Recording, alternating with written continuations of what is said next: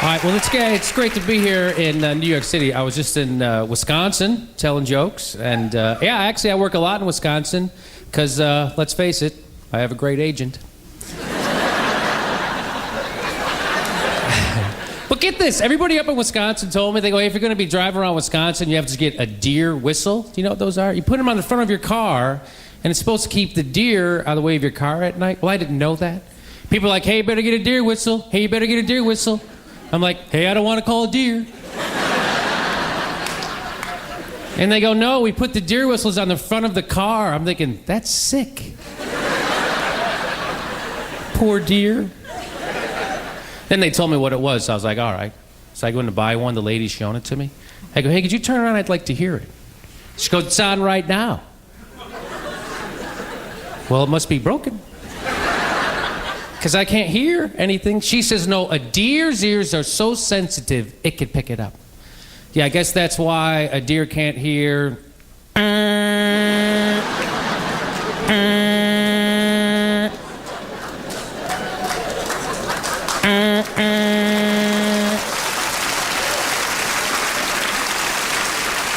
Well, you guys got it. That's good. You have a nice sense of humor. That's important in a comedy show. You'd be surprised how many people show up without theirs. I'm always a little worried about the crowd. You never know. You know. Remember how you guys are worried about if I was gonna suck?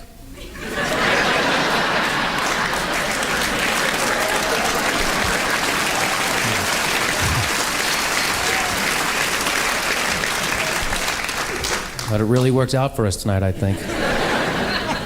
I always get a little worried before a show. I did a show at a college not too long ago. It was actually a private show for a fraternity. And they didn't like me because I told them I was never in a frat, you know? And I could have been if I'd have just held that egg in my ass 8 seconds longer. I was like, oh no! Now how am I supposed to make friends? Every time I do a show at a college, I always meet one of those super achievers. You know what I'm talking about? People, they brag, they're getting out of college early. Is that the word? You ever hear someone do that? Yeah, I'm going to take a double load next semester. I'm going to go double. I'm going to double up. I'm going to go to summer school. I'm going to take classes 8 to 5 every day. I'm out of college in 3 years. 4-year degree, 3 years. I'm out. Come on. Hey, slow down, speed racer. It's not a contest. You don't get a prize if you finish college first. You know what you get? A job and a boss. You frickin' lose.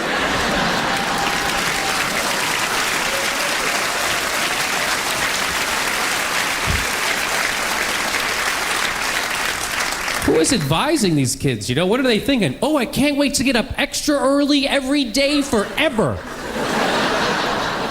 Shirt and tie, rush hour traffic, cubicle, boss bitching at me, casual Friday, look out! I can't wait to be casual. I think that's funny. Grown-ups looking forward to casual. I figure there's got to be one guy really into it, you know? He's at home with a calendar. Wednesday's done. One more day and then look out. I have got a polo shirt that's going to take their heads off.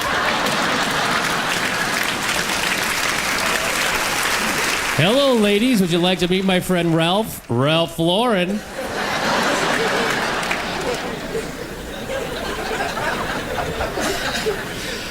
Oh, well, you know what? People always tell me I should talk about my family on stage because it's interesting to them. But it's mostly stuff I'd rather forget. Because I come from a big family, you know, 12 kids in my family. Whenever I tell that to people, they always go, wow, 12 kids? What was that like? Horrible, a lot of people, not enough food. Exactly what you think. Then they try to make it nice. They go, well, you learn a lot about life growing up in a big family, don't you? Yeah, I learned I'm replaceable. Like if I died, my mom would be sitting around all my brothers and sisters. Oh no, what am I gonna do now with just the 11 of you? How do you fill the empty 1/12 of your heart? And my parents were great parents. They raised 12 kids, God bless them. I can't even teach my dog to sit. Yeah.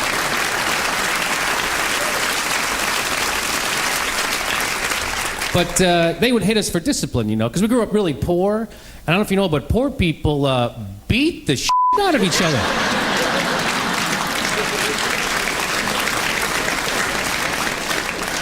It's our major motivational tool. Works for everything. Go to school, do your homework, sit up straight. Can't you just ask me? Don't talk back. It hit you to go to sleep. Go to sleep. Oh, nothing makes us sleepier than a good crack. No, I'm sleepy now. If I wake up, take a swing at me.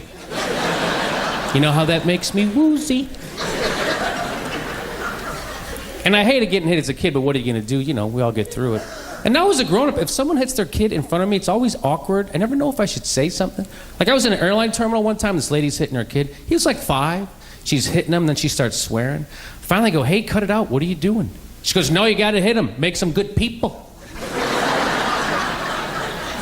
Oh yeah, how many punches would it take to make you a decent human being?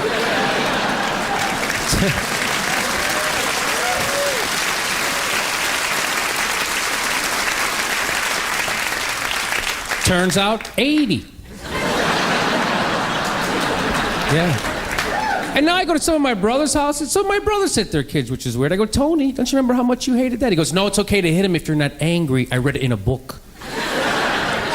I'm thinking, wow, what a weird time to start reading. You ever heard people give that advice? If you're going to hit your kids, make sure you're not angry. That's when it's wrong. Don't cross the line. Don't be angry if you hit them. Of course you're angry. That's the proper emotion that goes with hitting. What kind of a Nazi trick are you supposed to pull off, you know? I mean, who was sitting around laughing their ass off and then they decide to start beating the hell out of their own kid? Right? That's horrible. You want to screw a kid up, giggle while you're hitting him.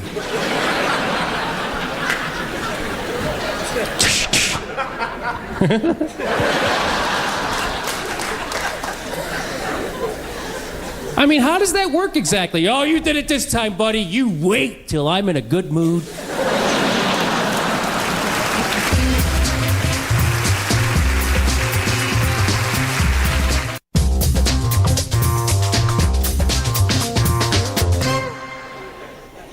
But my mom was typical mom, right? She hated the music we listened to, which makes it more fun. She would go, you know, all you do is talk about sex in your music. Sex, sex, sex. There's a lot more to life than sex, Jimmy. Someday you're going to find that out. Mom, you had 12 kids. Maybe you're not the person.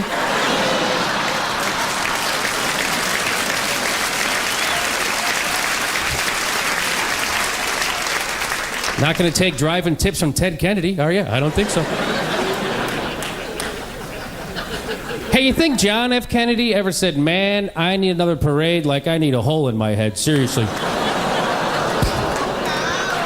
No, you're right. You're right. Still too soon. It's my bad. I waited the standard 40 years, but apparently I crossed the line. They told me before I came out, he said, Jim, crowd's a little sensitive tonight. Better not do that Kennedy joke. Talk about Lincoln, they've had more time with that one.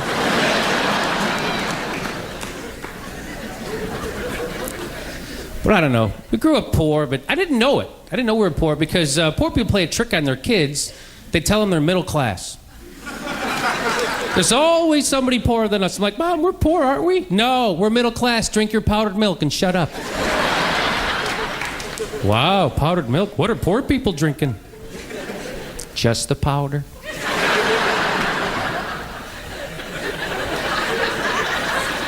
Doesn't even make sense. But I don't know, the worst part about growing up poor was the horrible clothes I had to wear. Everything I wore was handed down. I had 6 older brothers. And whenever I did get something new to wear, my dad would take me clothes shopping at the Sears outlet. Not Sears. The Sears outlet. The stuff they couldn't sell at frickin' Sears.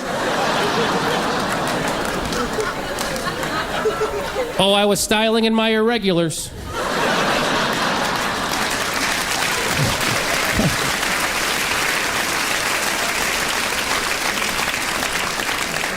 My friends are like, Jimmy, is that a triple-breasted suit you're wearing?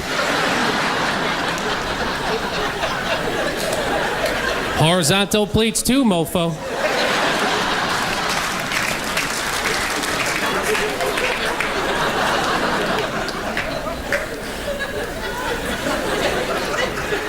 My dad loved finding irregulars, you know?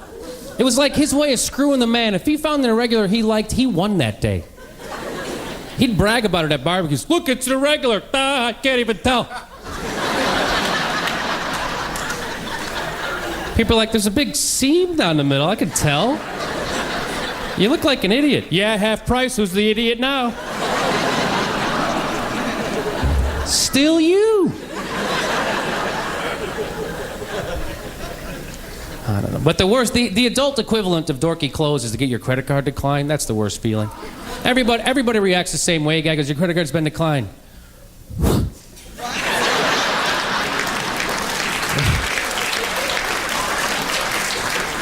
That's weird, because I just used it. Could you run it through again? Why would you say that? Could you run it through again and prolong this humiliation? Just one time I'd like to see somebody take responsibility for that. Wouldn't that be novel? Guy goes, hey, your credit card's been declined. Yeah. I've been up for quite a while.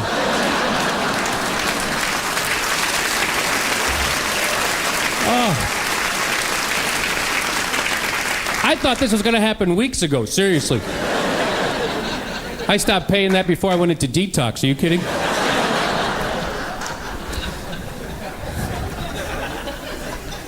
And I don't know, the world's changing. I remember a time you used to have to be a motorcycle gang member or a felon to get a tattoo. Now everyone gets tattoos. It kind of takes the fun out of it.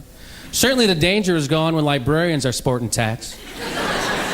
Not that I've ever seen a librarian with a tattoo, but I'm sure somewhere there's got to be a couple. Like, what kind of a tattoo would a librarian get, you think, you know? Books kick ass. Shut the up and read.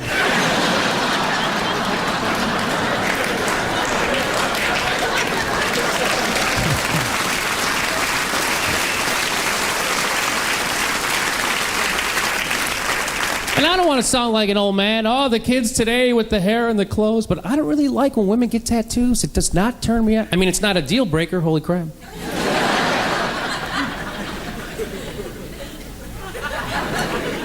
But why is this such a popular spot? You ever notice? Like, I have to get top of the butt, goes all the way across. Can I just say this to those women? The female ass needs no dressing up. If I'm back there, I'm happy.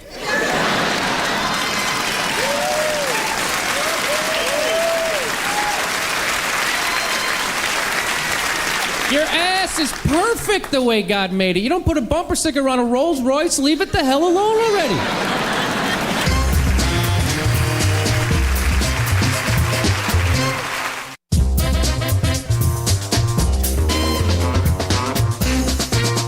So, we're all gonna die. I can't stop thinking about it. And, every one of us, we're all gonna die. And I was reading this article about it. And this article said that we're the only animal aware of our own death. So we do a lot of things, like we invent religion and heaven to make it easier to die. So we don't go kicking and screaming into our graves, and we have dignity at the end of life. And I was like, yeah, that makes sense, you know. Because I was brought up Catholic, right? So I have a lot of hate. And my parents were Catholic. They were really Catholic, you know. Like they almost molested somebody. And yeah.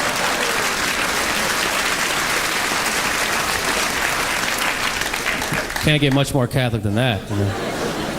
That's hardcore, you know. I mean, I'll go to church on Sunday, but that's where I draw the line. And I went to Catholic school for 12 years, you know. And people always say to me, they go, Jimmy went to Catholic school for 12 years. How come you're not a Catholic? I say, because I went to Catholic school for 12 years. I had it beaten out of me by God's little helpers. I was taught by the nuns, boy, they're a happy-go-lucky bunch. And get this, in my school, they had the religious teachers, right? They had like the nuns and stuff, and they had the non-religious teachers, like the regular people, and they made a lot less money than the public school teachers did, and I know that because they told us every damn day. They'd be like, we don't make as much money as the public school teachers. We teach here because we enjoy the discipline they allow us. And I'm thinking, holy crap, I'm in trouble. Here is someone willing to take a cut and pay so they can hit me. What?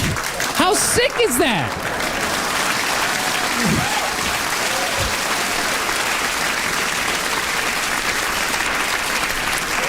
What kind of an interview was that like? We can't pay you much. Can you hit him? Yeah. How hard? Well, hard as you want, just don't be angry. But religion, I don't know, religion's a good thing, but nobody really follows it. Even the Pope, right? I mean, people are only religious when it's convenient. Like, for instance, like the Iraq War. Like, you could be for the Iraq War. You could be against the Iraq War. It doesn't make a difference. But I always thought it was funny when people were Christians for the war, which is weird. Because, you know, Jesus really gave one commandment. He said, love your enemy, right? Oh, well, we do love them. And then we kill them. It's much harder that way. But we are willing to make that Christian sacrifice. What about thou shalt not kill? That's pretty clear. That's not what that means.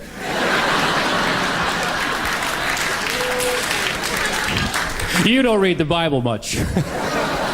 It means don't kill them. Yeah, that's what but, you know, then you could kill them. Really? Oh, how about pro-death penalty Christians? To me, that's the ultimate irony. Seeing that Jesus really caught the short end of the stick of that capital punishment his first time here. That'll be an awkward meeting in heaven, the pro-death penalty Christians. Jesus will be like, hey, you guys, good to see you. Do you remember this? Turns out I'm against it. Ah. I made him, I'll take him out. Thanks for the help, though. The death penalty, though, people go, it's a big controversy now. A lot of states are stopping it. But I always felt like if you killed someone, you deserve to die. You know, how clear could that be, right? And then one night after a show, this lady comes up to me. She goes, it's not that they don't deserve to die. They deserve it. But we're not supposed to go down to their level and become just like them. We're supposed to set an example of how to handle our problems, not ape criminals' poor choices. And I hate when someone's smarter than me. And I started thinking about that. Like, why don't we do that with other... Like, if we're going to murder murderers, why don't we rape rapists? Sounds good on paper. But there'd be a short line for that job. They'd have to make the judge do it, and that'd be a reluctant guilty verdict, I'll tell you that. Guilty, get him over here. You did it this time, buddy. Here's an inch and a half of American justice coming at you right now.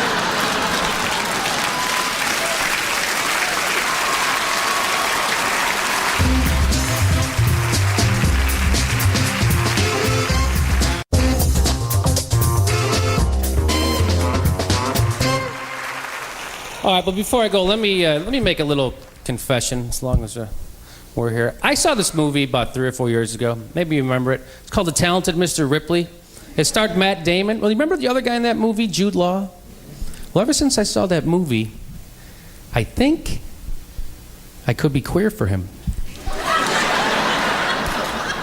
I know. And I have never had a homosexual feeling in my life that I've ever acknowledged. I mean, he was beautiful. He was prettier than the girls in that movie. And it caught me by surprise. I'm watching the movie and I found myself going, oh, I wonder what he's going to wear in the next scene. I hope it's linen. Ooh, it's a pancake hat on a scooter. Freaking hot, this guy.